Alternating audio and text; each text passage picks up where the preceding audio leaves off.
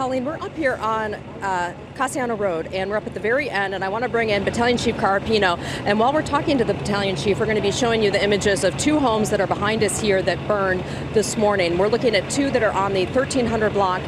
Describe what happened with this home in terms of where the fire came from, catching the roof on fire and what looks like the entire backyard. What happened earlier today, about 4 hours ago, we had a massive wind push that pushed the embers into this two-story home behind me. It caught the attic on fire.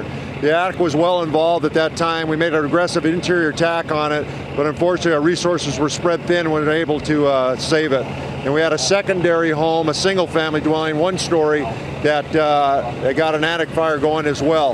That one as well was lost, and now we confined the fire to those two homes. What we did do is save about 35 homes on this block here on Cassiano Drive.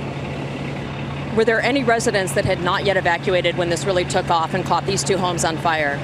Yes, we did have residents leaving the area, and we had LAPD in there evacuating the area as we moved in.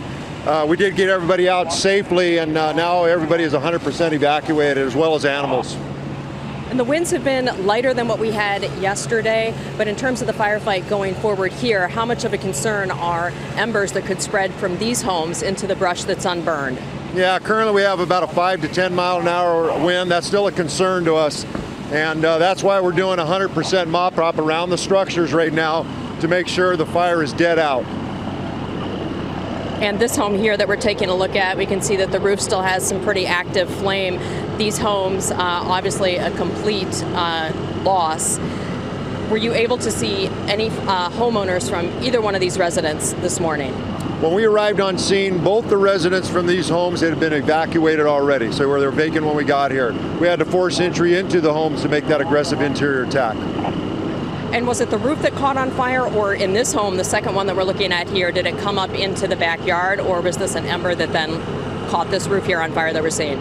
Both homes caught fire in the attic area by the ember cast that came up from up the hillside behind them, was pushed up by the wind into the attic vents and caught both of these structures on fire. And at this point, I know we had the news conference a short time ago, but any cause of this fire at this point? Undetermined at this time.